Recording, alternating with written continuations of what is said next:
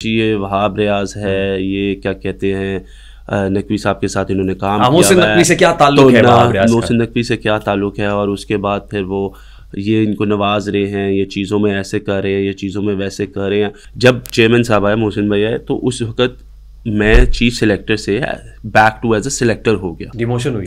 Demotion हुई, promotion नहीं हुई। तो इस सादा से सवाल का जवाब आज दे ही दें, आपका मोहसिन नकवी साहब से क्या ताल्लुक? मोहसिन भाई मेरे बड़े भाई, I have a lot of respect for him. he is a very supportive man. He's just a father figure to me in other ways, if I say it. मैंने उनको हमेशा उस चीज़ से देखा है। पाकिस्तान क्रिकेट बोर्ड का इतना लुत्फ़ो करम वहाब रियाज साहब पे क्यों है? देखिए ये काफ़ी लोगों का सवाल है कि जी मुझे क्यों नवाजा जा रहा है और क्यों नहीं जा रहा। आई थिंक कोई भी शख्स जो है वो ही has to be competent for that. Success and failure is part of life, but everybody has to be competent. It is not only कि आप क्या कर रहे हैं या क्यों कर रहे हैं, it is about कि आपने क्या सर्व किया हुआ है और आप क्या लेके आ सकते हैं। So this is how I believe कि this was an opportunity। और देखिए दो चीज़ों को आप मिक्स कर रहे हैं। पहली चीज़ ये कि yes I worked in the interim setup with Mohsin Naqvi साहब, और उनके साथ मैंने काम किया हुआ, तो दैट इज़ समथिंग जो लोगों को तब भी समझ नहीं आई कि कैसे क्रिकेटर जो है वो नीचे से निकल के ऊपर आ गया, और ही वेंट एज और ही बिकेम अ मिनिस्टर और worked as in the government. आप क्रिकेट खेलते खेलते मैं क्रिकेट खेलते खेलते आ गया। और उसके बाद फिर जब वो आए इस सेटअप में, तो उस वक्त मैं ऑलरेडी चीफ सेलेक्टर था। इट वॉजंट लाइक के वो आए हैं और वो मुझे लेके आए हैं, नहीं। उनके पीसीबी में आने से पहले, उनके पीसीबी के आने से पहले I was a chief selector. एक सीरीज़ पहले हुई थी जिसमें ज़का अशरफ साहब थे, और मैं उनके दौर में पाकिस्तान की ऑस्ट्रेलिया और न्यूजीलैंड की सीरीज़ थी, उसके लिए मैं चीफ सेलेक्टर अनाउंस हुआ था, और उसके बाद उसको कंटिन्यू किया। बल्कि जब चेयरमैन साहब आए, मोहसिन भाई आए, तो उस वक्त मैं चीफ सेलेक्टर से back to as a selector हो गया। डिमोशन हुई। डिमोशन हुई, प्रमोशन नहीं हुई। So people has that thing in their mind कि जी ये वहाब रियाज है, ये क्या कहते हैं नकवी साहब के साथ इन्होंने काम किया। मोहसिन नकवी से क्या ताल्लुक है वहाब रियाज का? मोहसिन नकवी से क्या ताल्लुक है, और उसके बाद फिर वो ये इनको नवाज रहे हैं, ये चीज़ों में ऐसे कर रहे हैं, ये चीज़ों में वैसे कर रहे हैं। दूसरी चीज़ जो मैं आपको थोड़ी सी एक्सप्लेन करूँगा कि यहाँ पे जब आप किसी भी पोस्ट पे होते हैं, so people come up to you and saying यार, नोइंग कि आपका उसके किसी शख्स के साथ रिलेशनशिप है, तो वो चाहता है कि यार आपको मैसेज करके वो ये एक्सपेक्ट करता है कि यार आप मेरा हर काम करवा दो। सो मीडिया में काफ़ी लोग हैं जिन्होंने मुझे काफ़ी ज़्यादा क्रिटिसाइज़ किया। They basically build a concept against me. I know all those people. उनको ये था कि शायद मैं उनको कहीं ना कहीं एडजस्ट करवाऊँगा और या कहीं ना कहीं उनको सपोर्ट करूँगा। मेरी आदत ऐसी नहीं है। मैंने इन लोगों को बहुत क्लियरली ये चीज़ बताई थी कि भाई देखो, मैं अपने काम से काम रखने वाला शख्स हूँ।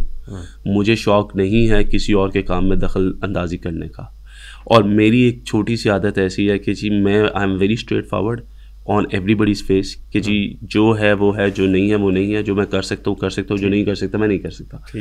उसकी वजह से लोगों की जो मेरी तरफ थी, जो सिलेक्शन कमेटी थी उस वक्त मेरे साथ, मैं आपको एक छोटी सी मिसाल देता हूँ। उन्होंने लोगों को बातें की कि जी जब नई सिलेक्शन कमेटी आई है तो वहाब रियाज ने मुझे बाहर निकाल दिया, हमें बाहर निकलवा दिया।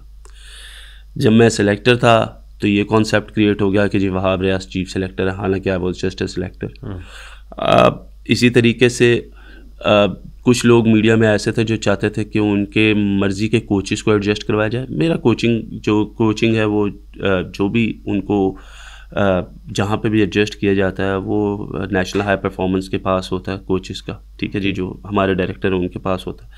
सो people has a lot of expectations and I am not a person who has to be कि क्या कहते हैं सबकी एक्सपेक्टेशंस पे पूरा उतरूँ। I am not like that. तो ये सबसे बड़ी बन गई, बहुत सारी दुश्मनीज। I don't mind. देखिए इसमें अच्छी चीज़ ये थी कि इतनी ज़्यादा बनने के बाद भी चीज़ें I am somewhere, I am working, I am still working. और अगर किसी को उसका बुरा लगता है या किसी को इस चीज़ से he is not confident enough, हालांकि उसके बाद भी नकवी साहब को काफ़ी ज़्यादा इस चीज़ पे सवाल जवाब हुए कि जी वो फिर आ गए हैं और ये और वो ऐसे करके। So this is how it is, और ये चलता रहेगा। आपके पास आपके अच्छे दोस्त बहुत कम होते हैं और आप लोगों को टांगे खींचने वाले लोग बहुत ज़्यादा होते हैं। सो मैंने तो अपनी पूरी ज़िंदगी का मेरा जो है अगर आप देखें सर्कल तो वो रहा ही ऐसे है। सो इन चीज़ों से मुझे कोई फ़र्क नहीं तो इस सादा से सवाल का जवाब आज दे ही दें, आपका मोहसिन नकवी साहब से क्या ताल्लुक है? मोहसिन भाई मेरे बड़े भाई हैं। I have a lot of respect for him. he is a very supportive man. He's just a you know a father figure to me in other ways if I say. मैंने उनको हमेशा उस चीज़ से देखा है और उनकी सबसे अच्छी चीज़ ये है कि जो सही है वो सही है, जो गलत है वो गलत है। He will not go out of the way to support you on anything. So मेरा उनसे ताल्लुक़ एक भाइयों वाला ताल्लुक़ है। मैं उनकी बहुत रिस्पेक्ट करता हूँ and it will always be the same rather I am part of this और rather I am not part of this. ये केयर टेकर कैबिनेट में बना या उससे पहले ही था? ये उससे पहले, क्योंकि उससे पहले से मेरी उनसे मुलाकात थी, एक दो दफ़ा मेरी उनसे मुलाकात हुई है और उसके बाद हमारी बस बातचीत होती थी थोड़ी बहुत।